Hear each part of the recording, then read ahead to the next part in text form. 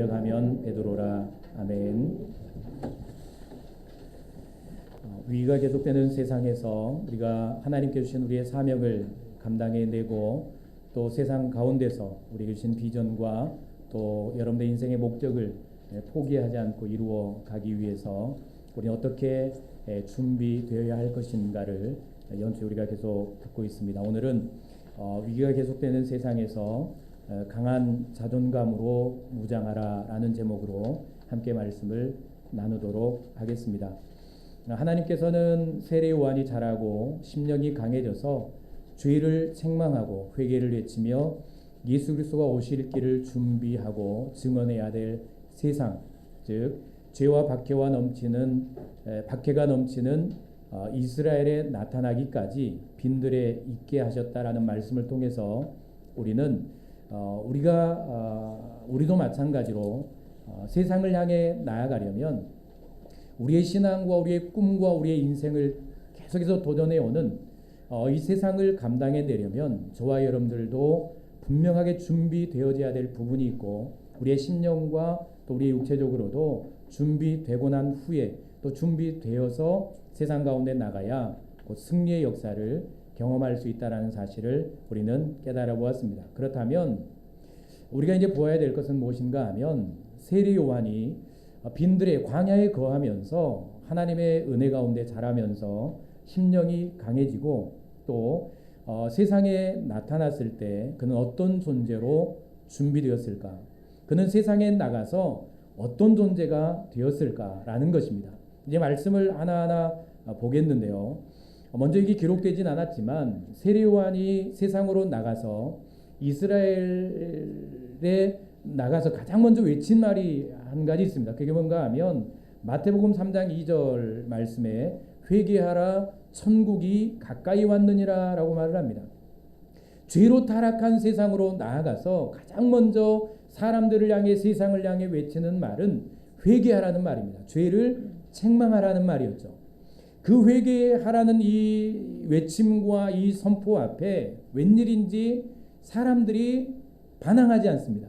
물론 거부감을 느끼는 사람도 대부분 많이 있었겠지만 그런데 회개하라 천국이 가까웠느니라 라고 외칠 때 어떤 일이 일어나는가 하면 사람들이 자기 죄를 회개합니다.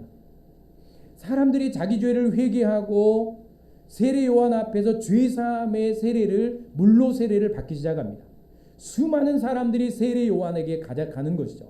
그리고 회개하며 죄 용서함을 받고 물로 세례를 받는 이 역사들이 세례 요한을 통해서 일어나는데 이 광경을 본 이제 유대인들이 문제입니다. 수많은 사람들이 세례 요한에게 가서 죄를 회개하고 세례를 받는 이 광경을 보면서 유대인들에게 궁금증이 생긴 겁니다. 과연 그가 누구인가? 구약의 많은 예언자들을 하나님께서 약속하셨죠.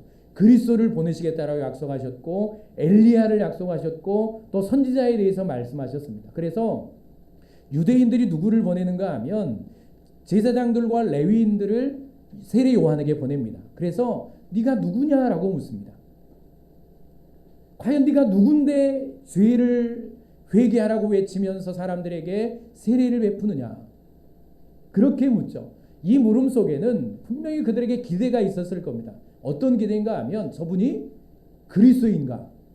아니면 저분이 구약에 약속한 엘리야인가? 아니면 선지자일 것이라는 그 큰 기대가 그들의 마음속에 있었던 것이죠. 세례 요한도 그들의 이런 기대를 알고 있었습니다. 그런데 그렇게 묻는 사람들 앞에 세례 요한이 대답하는 말은 20절 말씀을 볼까요? 20절의 말씀을 보면 요한이 드러내어 말하고 숨기지 아니하니 드러내어 하는 말이 나는 그리스도가 아니라 한데 자신은 그리스도가 아니다. 말씀을 잘 보면 요한이 드러내어 말하고 숨기지 아니하였다. 숨길 수도 있었겠죠. 자신의 인기와 수많은 사람들이 자신을 따르는 이 현장에서 거대한 권력과 힘과 능력을 가질 수 있는 이 자리 아닙니까? 그리고 그들의 기대를 알았죠. 자신이 그리스도라는 기대, 자신들이 뭔가를 채워줄 것이라는 기대, 그 기대를 온전히 다 알고 있음에도 불구하고 자신이 누구인가를 말하기에 숨기지 않습니다. 우리는 대부분 우리 자신을 숨기며 살아가죠. 마음도 숨기고 가정도 숨기고 내 안에 있는 일도 숨기고 가릴 수만 있다면 최대한 뭔가를 가리며 살아가기를 원합니다. 왜냐하면 내가 드러나지 않기를 원하기 때문에. 그러나 세례 요한은 숨기지 아니하고 자신이 누군가를 드러내는데 어떻게 드러내는가 하면 내가 그리스도라라고 드러내는 게 아닙니다. 어떻게 합니까? 나는 그리스도가 아니라. 너희들이 기대하는 그리스도가 나는 아니라는 겁니다. 그리고 21절 또 묻죠. 그러면 네가 엘리야냐? 이르되 나는 엘리야도 아니라. 그리고 네가 선지자냐? 대답하되 아니라라고 말을 하는 것이죠. 그들의 기대를 알고 있으면서도 그리고 자신이 그리스도도 아니고 엘리야도 아니고 선지자도 아니라고 할 때 자신에게 어떤 도전이 올 줄 알았거든요. 당장 그들 앞에 그렇게 말할 때 하는 일이 무엇입니까? 말이 무엇입니까? 22절 말씀 보면 또 말하되 누구냐? 우리를 보낸 이들에게 대답하게 하라. 너는 내게 대하여 무엇이라 하느냐라고 이제 묻는데 이렇게 이제 말을 할 때 25절 말씀 볼까요? 또 읽어볼까요? 시작. 또 물어 이르되 네가 만일 그리스도도 아니요 엘리야도 아니요 선지자도 아닐진데 어찌하여 세례를 베푸느냐. 당장의 도전이 앞에 닥치지 않습니까? 너는 그리스도도 아니고 엘리야도 아니고 선지자도 아니고 너는 세례 베풀 자격이 없는데 죄를 회개하라고 외칠 자격도 없는 사람이 어떻게 여기서 네가 세례를 베푸느냐라는 사람들로부터의 도전이 당장에 찾아오는 것이죠. 이를 세례 요한은 알고 있었습니다. 분명히 기대가 무너질 것도 자신이 그리스도가 아니고 엘리야가 아니고 선지자가 아니라고 하면 자신의 사역에 대해서 도전해오는 이런 역사가 일어나게 될 것을 알고 있었지만 그런데 그는 숨기지 않죠. 드러냅니다. 자신이 누구인가를 분명하게 말하는 거죠. 그리고 34절, 36절, 34절부터 36절까지 말씀을 보면 세례 요한이 예수 그리스도를 증언하죠. 그때 35절에 보면 또 이튿날 요한이 자기 제자 중 두 사람과 함께 섰다가 예수님이 누군 줄 알죠. 이 제자들은 누구의 제자입니까? 세례 요한의 제자입니다. 예수님의 제자가 아닙니다. 세례 요한의 제자들인데 36절 보면 예수께서 건인심을 보고 말하되 보라 하나님의 어린 양이로다 라고 제자들에게 예수님을 소개하죠. 저 같으면 숨겼을 텐데 말이죠. 그런데 그 소개와 함께 37절에 일어난 일이 읽어볼까요? 두 제자가 시작. 두 제자가 그의 말을 듣고 예수를 따르거늘. 아무런 고민도 하지 않고 가버리잖아요. 세례 요한을 스승으로 섬기고 따랐던 제자들이 예수님을 소개받자마자 예수님께로 가버립니다. 이 일을 다 알고 있었음에도 불구하고 세례 요한은 예수님을 증언하는 일, 자신이 누구라고 드러내는 일을 숨기지 않는 이런 모습을 우리는 보게 되는 것이죠. 그리고 요한복음 3장 26절 27절 말씀을 보면 제자들이 세례 요한에게 와서 이런 말을 합니다. 선생님, 당신에게 세례를 받던 당신을 따르던 모든 사람들이 많은 사람들이 다 예수께로 가고 있습니다. 스승님을 따르던 제자들이 다 예수께로 사람들이 가버리고 있습니다. 그때 세례 요한이 하는 말이 하나님이 하시지 않으면 그런 일은 일어날 수가 없다. 당연히 그렇게 될 수밖에 없다. 당연한 일이다 라고 말을 합니다. 어떤 일이 그 앞에 닥치든지 요동을 하지 않죠. 자신의 신분을 숨기지 않습니다. 자신이 어떤 사람인가를 숨기지 않습니다. 자신을 따르던 사람들이 떠나가도 그는 심령이 요동하지를 않습니다. 강한 심령으로 준비된 것이죠. 그리고 누가복음 3장 19절 20절 말씀 보면 이런 말씀이 기록이 됩니다. 누가복음 3장 19절 20절 보면 분봉왕 헤롯은 그의 동생의 아내 헤로디아의 일과 또 자기가 행한 모든 악한 일로 말미암아 요한에게 책망을 받고 그 외에 한 가지 악을 더하여 요한을 옥에 가두니라. 헤롯한 분봉왕이었던 헤롯 왕이 동생의 아내 헤로디아를 취해버리죠. 그때 세례 요한이 그에게 가서 한 일이 뭔가 하면 왕 앞에 가서 왕의 죄를 책망합니다. 누구도 할 수 없는 일을 누가 하는 겁니까? 세례 요한이 하는 거죠. 그의 신분은 그리스도도 아닙니다. 그의 신분은 구약에 약속한 엘리야도 아닙니다. 선지자도 아닙니다. 사람들이 무시합니다. 네가 뭔데 세례를 베푸느냐. 아무도 존경받을 만한, 누구에게도 존경받을 만한 신분이 아닙니다. 그런데 그가 당시에 최고의 권력을 가진 왕 앞에 가서 왕의 죄를 책망하는 이 일을 행하고 있는 세례 요한을 보게 되는 것이죠. 여러분, 우리는 어떤 상황에서도 요동하지 않고 자신의 길을 걸어가는 세례 요한을 통해서 그가 어떤 사람으로 준비되었는가를 알 수가 있습니다. 오늘 제목 그대로 그는 빈들에 거하면서 하나님 은혜 가운데 강한 자존감을 가진, 자신이 누구인지를 알고 자신이 어떤 존재인지를 알고, 나중에 계속 보겠지만 자신을 도우시는 분이 누군지를 알고 자신의 사명이 누군지를 알고 자신이 해야 되는 일이 무엇인가를 알고 그렇게 자신을 존중하고 자기를 사랑하는 그런 자존감, 강한 자존감으로 무장하고 세상으로 나아갔다라는 사실을 우리 알게 됩니다. 그러니까 사람이 떠나가도 흔들리지 않죠. 저 사람이 나를 떠나갔다라고 마음이 흔들리지 않습니다. 사람들이 자신의 신분을 갖고 무시해도 흔들리지 않습니다. 네가 뭔데 세례를 베푸느냐. 너는 그런 존재가 아니라고 그렇게 하는 사람들의 모습 아닙니까? 사람들이 무시하고 사람들이 조롱하고 그리고 왕의 죄를 책망하다가 감옥에 갇혀도 흔들리지 않고 요동하지 않을 만큼 강한 자존감으로 그는 준비되어서 세상 가운데 나갔다라는 사실을 알아야 합니다. 사랑하는 여러분, 세상은 힘이 듭니다. 내가 가진 외모에 따라서, 가정 환경에 따라서, 다니는 직장에 따라, 그 직업에 따라, 직종에 따라, 능력에 따라, 재능에 따라, 가진 소유에 따라, 가진 차에 따라, 집에 따라, 여러분 심지어 아파트에 따라서, 여러분 뉴스에도 많이 나오잖아요. 아이들이 아파트를 들어왔다고 주거침입죄로 신고하는 시대를 살아가고 있습니다. 이런 시대에 우리 아이들이 어떤 자존감을 갖고 살아갈 것인가를 우리는 고민해 보아야 합니다. 우리는 이런 차별과 편견의 시대를 살아가고 있습니다.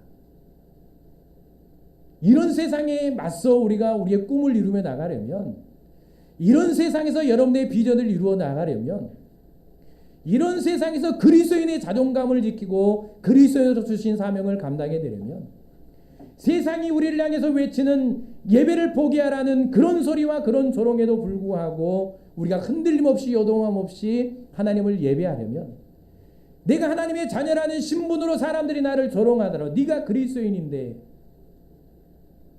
그렇게 그런 말을 해더라도 흔들리지 않고 나의 길을 굳건하게 걸어가려면, 여러분, 우리는 오늘 세례 요한처럼 오늘 하나님 앞에 예배하며 하나님을 섬기며 하나님의 말씀을 들으면서 하나님께로부터 오는 강한 자존감으로 나를 사랑하고 나를 존중하는, 적어도 내가 하나님 은혜 가운데 가장 존귀한 존재라는 사실을 여러분 기억하고 여러분이 자존감으로 무장하고 여러분 세상으로 나아가는, 세상을 감당해내는 그런 저와 여러분들이 될 수 있기를 바랍니다.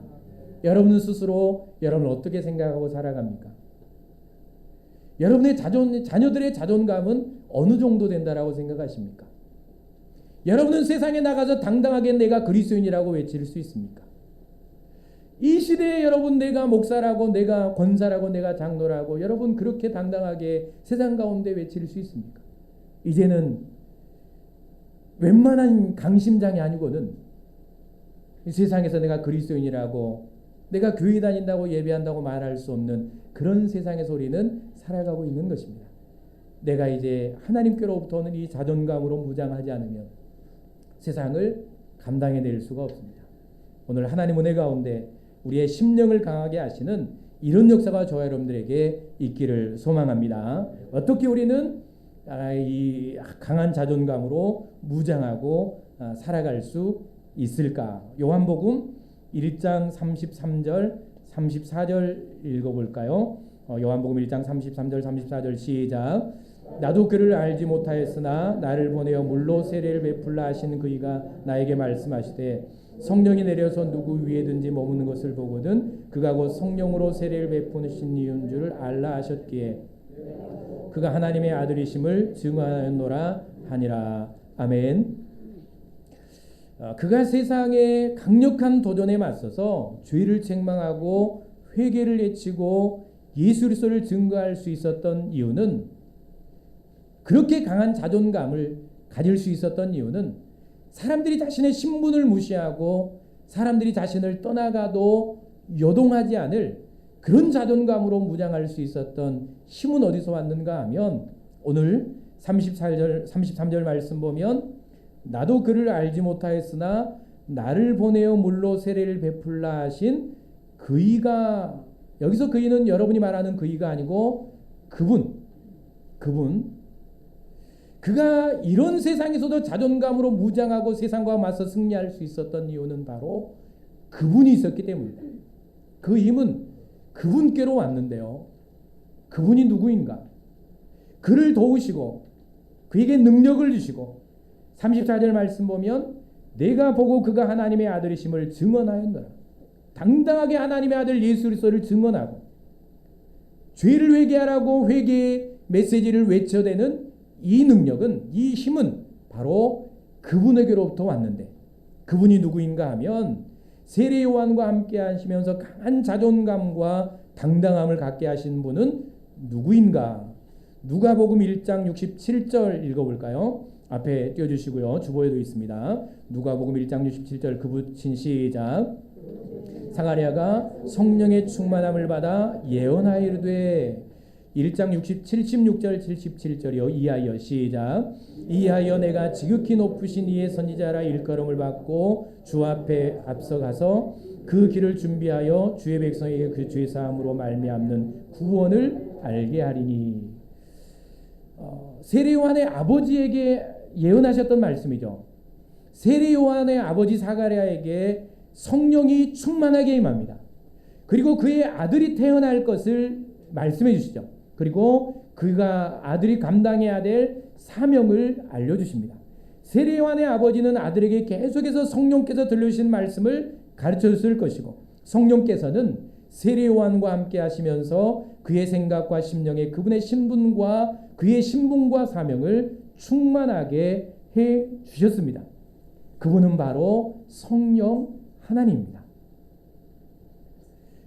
세례 요한과 함께 하시면서 그 안에 자신의 사명과 신분과 당당함을 주셨던, 어떤 세상의 요동과 풍파에도 흔들리지 않는 강한 자존감으로 무장하게 하셨던 분은 바로 누군가 하면 성령 하나님, 성령님입니다. 성령이 아니면 일을 행할 수가 없었던 것이죠. 여러분, 그러므로 우리가 내 외모나 가정이나 학업이나 직업이나 병역이나 내 가진 능력이나 혹은 가진 소유의 정도에 따라서, 그리고 교회가 핍박을 당하는, 또 박해를 당하는 어느 시대에나, 또 예배를 포기하라고 외치는 이 시대에도 세상을 감당할 수 있는 강한 자존감을 갖고 살아가는 그리스도인으로 살아가려면, 하나님의 자녀로 살아가려면 저와 여러분들은 날마다 성령 하나님의 능력을 공급받는 그런 저와 여러분들이 되어야 될 줄로 믿습니다. 성령으로 충만해야 합니다. 성령의 능력이 아니면 우리는 살아갈 수 없는 존재죠. 어떤 대선 후보 부인이 그 아내가 이런 말을 했죠. 나는 영적인 사람이라고. 웃을 일이 아니고요. 그 말을 들으면서, 그 말은 내가 해야 되는데, 저 말은 목사인 내가 해야 되는데, 저렇게 자신 있게 자신이 영적인 사람이라고 말하는 저 자신감은 어디서 왔는가? 어디서 왔을까요? 영적인 데서 왔습니다. 귀신의 역사죠. 사탄의 역사입니다. 여러분, 하물며 그렇게 무당을 섬기며 무속을 섬기며 귀신의 역사에 사로잡힌 사람도 자신이 영적인 사람이라고 당당하게 말하는데요. 하나님을 믿는 저와 여러분들은 진짜 영적인 사람, 성령의 사람입니다. 이 사실을 믿으십니까? 성령의 능력이 아니면 살아갈 수 없는 존재가 저와 여러분들입니다. 하나님의 영에 붙들리지 않으면 우리는 자존감을 갖고 살아갈 수가 없습니다. 이 시대에요, 여러분 점점 더 힘들어지는 시대를 살아갈 텐데 내가 강한 자존감으로 무장하려면 나는 영적인 사람이기 때문에 내 영이, 내 영혼이 성령으로 충만할 때, 성령으로 충만해질 때 우리는 더욱 강하고 능력 있는 존재가 되어 세상을 감당하게 될 줄로 믿습니다. 부끄러움이 없는 것이죠. 이 일을 어디서 할 수 있는가? 에베소 5장 18절 말씀 잘 아시죠? 읽어볼까요? 술 취하지 말라. 시작. 술 취하지 말라. 이는 방탕한 것이니 오직 성령으로 충만함을 받으라. 술을 취해 보신 분들은 알 텐데 술이 들어가서 뇌를 지배하기 시작합니다. 술이 들어가서 뇌의 모든 기능을 지배하고 다스리기 시작할 때, 그리고 몸을 다스리기 시작할 때, 뇌를 다스리기 시작할 때 많은 반응들이 나타나는데 첫 번째 반응이 뭔가 하면 두려움이 사라집니다. 무서움이 사라지죠. 그리고 두 번째는 수줍음이 사라집니다. 창피함이 사라집니다. 그렇게 말이 없고 자신을 표현하지 않았던 사람들이 술이 들어가면 말을 합니까? 안 합니까? 나는 안 먹어봤어요. 그래서 아무 말도 안 하는 것 같은데 제가 봤는데 합니다. 말을 하죠. 그리고 자신의 감정 표현을 합니다. 누군가 눈물을 흘리죠. 부끄러움이 없어집니다. 술 취하지 말라. 이는 방탕한 것이 성령으로 충만함을 받으라. 하나님의 영이 우리를 붙들면요, 성령이 우리 안에 충만하게 역사하기 시작하면 그때부터 어떤 일이 일어나는 줄 아십니까? 내 신분에 따라서 내 능력이나 혹은 내 가정 배경이나 혹은 내가 지금 처한 상황에 따라서 내 자존감이 약해지지 않습니다. 무서움과 두려움이 사라지죠. 그리고 자기 표현을 하게 됩니다. 이게 성령 하나님의 역사인데 일이 어디서 일어난지 볼까요? 사도행전 2장 4절 읽어볼까요? 그들이 시작. 그들이 다 성령의 충만함을 받고 성령이 말하게 하심을 따라 다른 언어들로 말하기를 시작하니라. 이게 무슨 일인 줄 아십니까?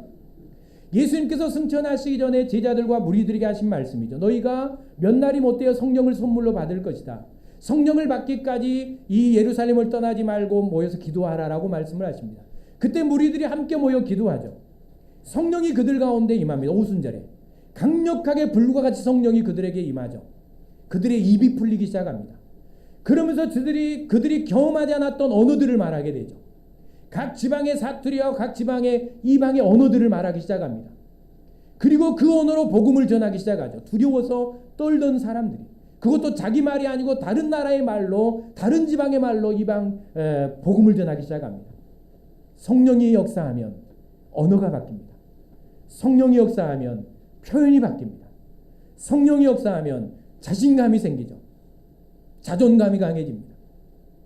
이것을 보고 사람들이 무슨 말인 줄 그들을 향해서 뭐라고 말씀하는지 아십니까? 저 사람들이 새 술에 취했다라고 말합니다. 마치 술에 취한 것과 성령의 능력에 사로잡힌 것과 그들은 같은 역사로 본 겁니다. 성령의 역사를 이해하지를 못하니까, 성령의 능력을 이해하지 못하니까 그 일을 술에 취했다라고 말을 하죠. 여러분 보셨습니까? 환경이 좋지 않고 고난이 계속되고 어려움이 계속되고 힘든 일이 계속되고 신분이 좋지 않지만 그러나 늘 평안함과 기쁨과 웃음과 늘 그 활달한 성격으로 그렇게 살아가는 분들을 여러분 보셨습니까? 여러분 이상하다고 생각하죠? 우리는 가끔 저런 정도면 저렇게 살아가지 말아야 하는데 어떻게 저렇게 살아갈 수 있는가? 성령의 역사를 이해하지 못하면 그렇게 말합니다. 성령의 능력을 이해하지 못하면 그렇게 말합니다.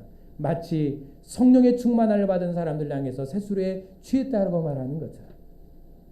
여러분 성령 충만함을 누려보세요. 성령의 능력을 경험해보세요. 여러분들의 마음속에 강한 자존감이 샘솟듯 일어나게 될 줄로 믿습니다. 제자들의 모습을 볼까요? 사도행전 5장 27절 29절 그들을 시작. 그들을 끌어다가 공회 앞에 세우니 대제사장들이 물어 이르되 우리가 이 이름으로 사람을 가르치지 말라고 언금하였으되 너희가 너희 가르침을 예루살렘에 가득하게 하니 이 사람의 피를 우리에게로 돌리고자 함이로다. 베드로와 사도들이 대답하여 이르되 사람보다 하나님께 순종하는 것이 마땅하니. 베드로가 누굽니까? 예수님을 몇 번 모른다고 부인했습니까? 3번을 모른다고 부인했던 사람이 바로 예수님의 제자 베드로입니다. 예수님이 십자가에 죽을 때 그 계집종 앞에서 예수님을 모른다고 저주하면서 내가 예수님 모른다고 부인하고 고기 잡으러 갔던 사람이 베드로 아닙니까?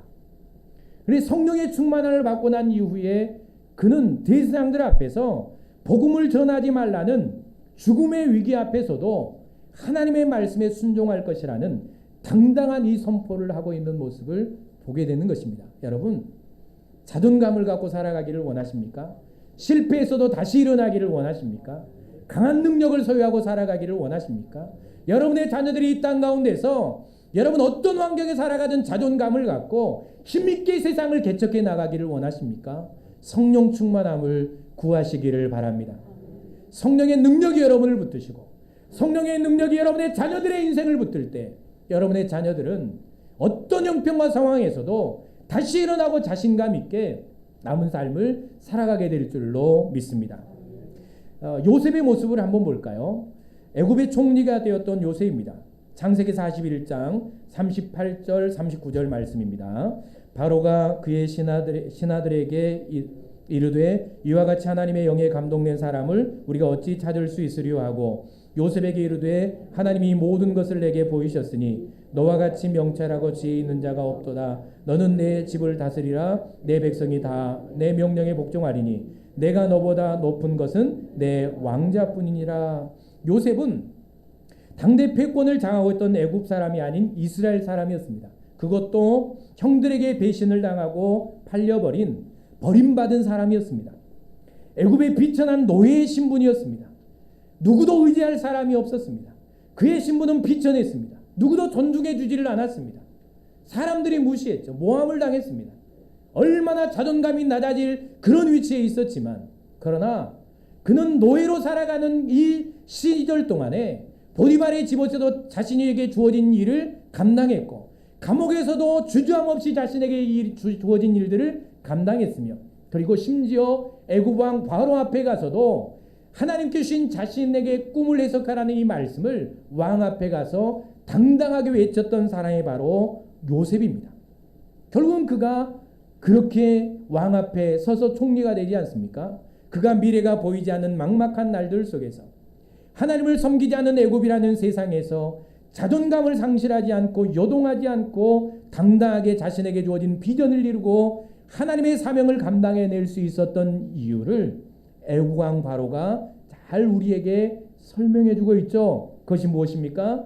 하나님께서 하나님의 영을 그에게 충만하게 부어주셨기 때문입니다. 하나님은 성령을 부으셔서 오늘도 우리와 동행한다는 사실을 기억하실 수 있기를 바랍니다. 하나님의 영을 충만하게 부으셔서 여러분이 세상에서 감당할 수 있도록 하나님의 영을 충만하게 부으셔서 여러분의 가정에서 직장에서 삶의 터전에서 여러분에게 주어진 일들과 하나님께 주신 비전을 감당해낼 수 있도록 친히 도우신다라는 사실을 기억하실 수 있기를 바랍니다. 교회에서도 마찬가지죠. 여러분 이런 음성을 우리가 들을 수 있기를 바랍니다. 바로가 요셉에게 했던 것처럼 신하들 앞에서 했던 것처럼 이처럼 하나님의 영에 감동된 사람이 어디 있느냐라고 그런 소리를 듣는 저와 여러분들이 될 수 있기를 바랍니다. 누구도 무시하지 못할 그런 존재가 돼야 되지 않겠습니까? 가정에 가서도 말이죠. 집에 가서도 내 가족들이 하나님을 알지 못하는 이들이요.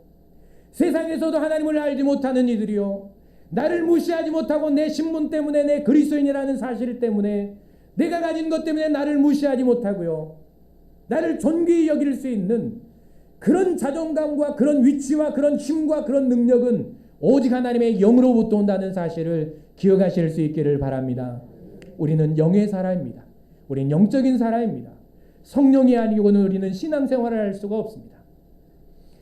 성령을 우리는 그래서 구해야 되는 것이고요. 이걸 놓쳐버리면 아무것도 못합니다. 여러분 1년 동안 여러분 그냥 신앙생활을 하면 안 되고요. 1년 동안 작년과 같이 하면 안 됩니다. 지금까지 신앙생활을 했던 것처럼 그렇게 하면요. 이제 남을 사람이 없습니다. 얼마나 여러분 남을 수 있겠습니까? 갈수록 힘들어질 텐데요. 얼마나 여러분 이 땅의 예배의 자리에 누가 남아있겠습니까? 지금까지 신앙생활 한 대로 해오면요, 우리는 남을 리가 없다는 사실을 여러분 기억하시고, 올 한 해 여러분 간절한, 내가 날마다 성령으로 능력받아서 성령 충만함을 받아서 자존감 넘치고 능력 있는 그리스도인의 삶을 살아가기를 원하는 간절한 열망이 오늘 이곳에서 우리의 심령에 넘쳐날 수 있기를 바랍니다. 약하면 구하십시오. 자존감이 약하면 여러분 구하시기 바랍니다.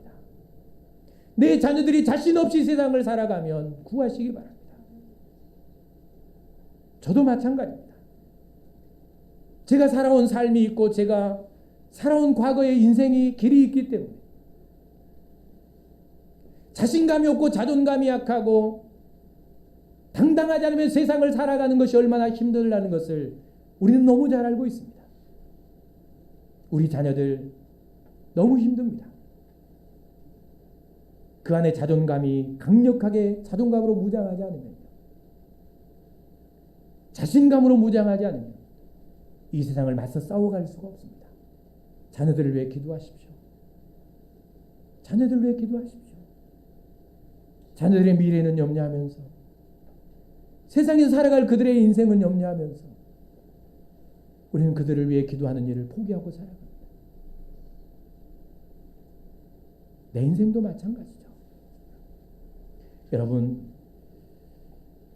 사무엘상 9장, 이제 이스라엘 초대 왕이었던 사울에 관한 이야기, 물론 나중에 그가 변해버렸지만 사울에 관한 이야기를 제가 이제 말씀을 보면서 묵상하면서 제가 그가 어떤 변화의 과정을 경험했는가를 말씀을 하나하나 제가 찾아왔는데, 제가 이제 시간이 좀 길어져서 제가 이제 안 할까 하다가 그래도 말씀이니까 여러분 말씀을 잘 한번 묵상해 보시고요.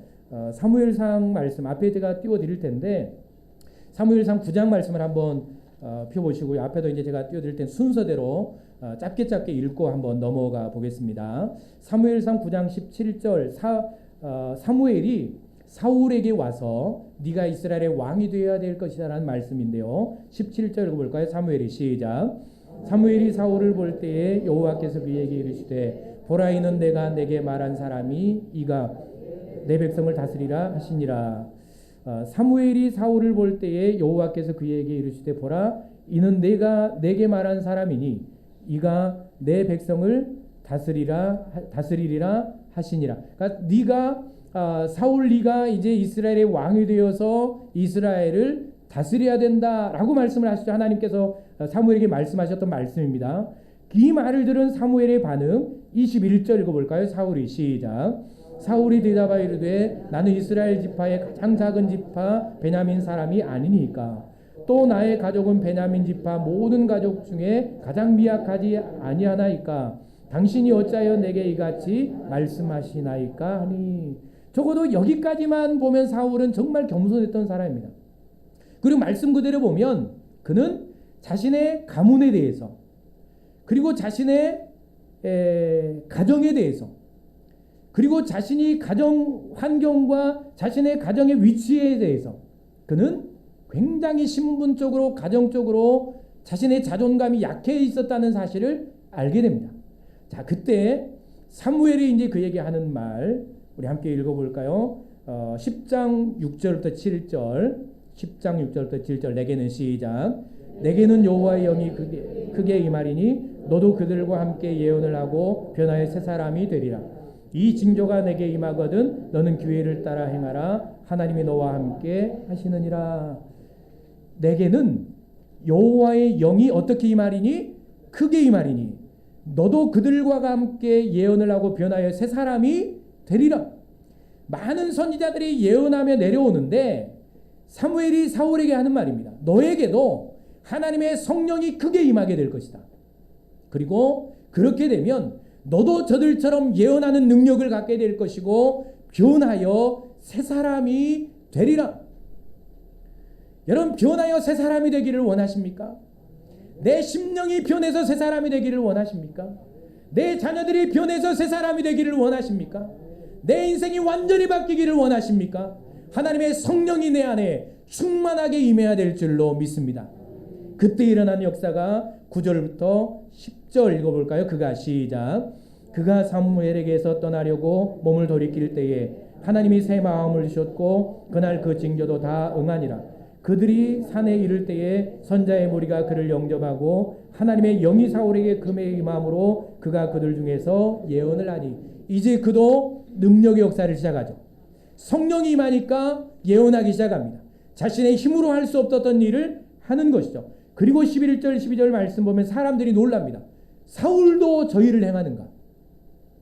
사울의 가문에도 저런 사람이 있었는가? 사울의 가문도 저런 가문이었는가? 도무지 일어날 수 없는 일이 어디에 일어났다? 사울의 가문에 일어났다는 겁니다. 사람들을 놀라게 하는 일. 여러분 세상에서 사람들을 놀라게 하기를 원하십니까? 사람들이 여러분을 보고 놀라며 당황하는 역사가 일어나기를 원하십니까? 성령의 능력을 공급받으실 수 있기를 바랍니다. 그렇게 해서 사울이 어떻게 변화되었는가? 11장 11절 이튿날 시작. 이튿날 사울이 백성을 3대로 나누고 새벽에 적진 한가운데로 들어가서 날이 더울 때까지 암몬 사람들을 치매 남은 자가 다 흩어져 둘도 함께 한 자가 없었더라. 아멘. 여러분 전쟁에 나아가서 당당하게 싸우고 승리하는 사람으로 변화됩니다. 이것은 사울의 힘이 아니었습니다. 그의 능력이 아니었죠. 오직 성령 하나님의 능력이었다라는 사실을 여러분 꼭 기억하실 수 있기를 바랍니다. 하나님이 부르신 사람, 하나님이 사용하신 사람, 강한 사람이 별로 없었습니다. 그렇게 능력 있는 사람들이 아니었습니다. 가문이 그렇게 좋은 사람도 아니었습니다. 재능을 많이 가진 사람도 아니었습니다. 사사들도 마찬가지입니다. 하나님께서 부르셔서 사용하신 사람, 하나님은 그들에게 하나님의 영을 부으시고 그들을 강하게 세우시고 능력으로 역사하셔서 하나님은 그들을 사용하셨다라는 사실을 여러분 꼭 기억하실 수 있기를 바랍니다. 오늘 내 모습은 어떻습니까? 여러분의 외모나 여러분의 가정 배경이나 여러분의 실력이나 여러분의 상황이나 여러분의 가진 소유나 여러분이 살아가는 삶의 현장이나 여러분의 직업이나 여러분의 직장이나 여러분의 지금 일은 어떻습니까? 늘 누군가 비교하며 여러분의 자존감이 땅에 떨어졌습니까? 사람들의 앞에 눈을 들기가 그렇습니까? 교회에 와도 자신감이 없습니까? 학교에 가도 직장에 가도 자신감이 없습니까? 그것을 변화시킬 분은 오직 성령 하나님입니다. 나는 영적인 사람이라는 사실을 잊지 마십시오. 나는 성령의 사람이라는 사실을 잊지 마시고요. 이제 여러분 간절한 열망이 내 안에 솟아서 성령의 충만함을 받고 승리하는 저와 여러분들이 꼭 될 수 있기를 바랍니다. 제가 뒤에 지난해에 보았던 말씀 제가 그냥 하지 말까 하다가 실어놨은 주보에 성령 충만을 받으면서 하는 방법, 첫 번째 하나님의 말씀을 잘 들으십시오. 두 번째 기도하는 삶을 사십시오. 세 번째 성령을 소멸하지 마십시오. 지난해 제가 다 말씀을 드렸기 때문에 더 길게는 말씀드리지 않겠습니다. 그렇다고 제가 그냥 조용히 간단하게 넘어갔다고 여러분 잊고 지나가면 절대로 안 됩니다. 마음 깊이 새기셔서요. 올 한 해 이대로 꼭 행하십시오. 말씀을 듣는 자리에 있으십시오. 기도하는 자리에 나오시기 바랍니다. 아셨죠? 여러분 힘들죠? 고단하죠? 너무너무 어렵습니다. 제가 어제 밤새 뒤척여 잠을 못 자다가 새벽에 잠깐 잠들었습니다. 참 창피한 일인데 제가 오전 예배를 못 나갔습니다. 너무 마음이 무겁고 제가 설교를 어떻게 했는지도 모를 정도입니다. 8시 10분에 제가 눈을 뜨고 그렇게 일어나서 제가 어떻게 말씀을 전해야 되나, 목사가 예배도 못 드리고 그리고 여기 서서 큰 부담감을 갖고 말씀을 전했습니다. 인생이 피곤할 때가 있죠. 힘들 때가 있습니다. 살다 보면 고단할 때가 있습니다. 그러나 그럼에도 불구하고 우리는 그것이 핑계가 안 됩니다. 기도해야 삽니다. 여러분 기도해야 내 영이 삽니다. 기도해야 여러분의 인생과 가정과 삶이 삽니다. 여러분 육신의 연약함 가끔은 핑계가 될 수 있지만 그러나 여러분 이것도 우리의 인생의 핑계가 되지 않기를 바랍니다. 새벽에 나오시고요. 금요기도에 나오셔서 여러분 기도해 보세요. 성령이 나를 어떻게 붙드시는가를 여러분 꼭 경험해 보시기를 바랍니다. 그리고 오늘 성령이 여러분에게 감동을 주셨죠? 새벽에 나가야 되겠다. 감동 주셨죠? 금요기도에 나가야 되겠다. 감동을 주셨죠? 내 자녀를 위해 기도해야 되겠다. 감동을 주셨죠? 그러면 여러분 그 감동을 소멸하지 마십시오. 하나님께서 나를 사랑하셔서 감동을 주셨으면 여러분 그것을 행할 때 하나님께서 여러분의 능력으로 역사해 줄 줄로 믿습니다. 기도하겠습니다. 사랑의 하나님 감사합니다. 오늘도 하나님께서 우리의 은혜 베푸시고 성령으로 충만케 하셔서 아버지 하나님 주신 사명